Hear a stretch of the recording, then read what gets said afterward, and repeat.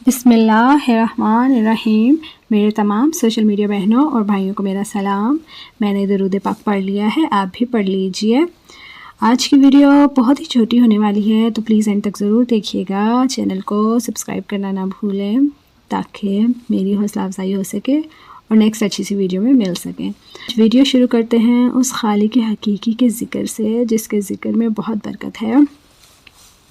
انسان کی زندگی میں اتار چڑھاؤ آتا رہتا ہے، اس کو کبھی خوشی ملتی ہے تو کبھی غم کا سامنا کرنا پڑتا ہے، کبھی اس کی صحت اچھی ہوتی ہے تو کبھی بیماریوں نے گھیر رکھا ہوتا ہے، کبھی وافر مقدار میں رزق ہوتا ہے، کبھی پیسوں کی ریل پیل ہوتی ہے تو کبھی ایک وقت میں کھانے کو بھی نہیں ہوتا، کبھی وسائل کبھی مسائل۔ یہ تمام چیزیں انسان کی زندگی کا حصہ ہیں اور مرتے دم تک یہ چلتے رہتے ہیں، لیکن اصل کمال تو یہ ہے کہ انسان ہر حالت میں اللہ تعالیٰ کا شکر ادا کرے اور اس کی طرف سے کسی بھی بھیجی جانے والی حالت میں خوش رہے، اللہ کا ہر حال میں شکر ادا کرے۔ انسان کو اللہ سے مانگنا چاہیے کیونکہ جو ملتا ہے اللہ سے ملتا ہے، اس لیے تنہائی میں اس کو یاد کرنا چاہیے، اس کے آگے سر بسجود ہو کر اپنے مسائل پیش کرنے چاہیے، تب جا کر اللہ تعالیٰ بھی نوازتا ہے۔ آج ذکر کریں گے یا وہابو، یعنی کہ اے بہت دینے والے۔ یہ لفظ ہبہ سے بنا ہے جس کا مطلب بغیر معاوضہ کے عطا کرنا، یعنی ایسی عطا جس میں کوئی غرض نہ ہو، جسے جو چاہا عطا فرما دیا، بغیر عوض کے دوسروں پر مال و دولت نچھاور کر دیا۔ اس طرح بے سوال عطا فرمانے والے کو وہاب کہا جاتا ہے۔ اللہ تعالیٰ وہاب ہے، وہ اپنی مخلوق کو اس انداز میں دیتا ہے کہ اس کا کوئی ثانی نہیں۔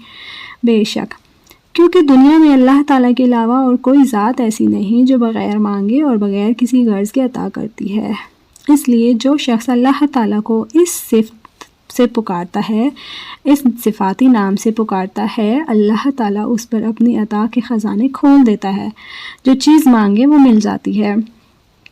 خاص کر اس اسم کا تعلق رزق کی فراخی کے ساتھ بہت ہے۔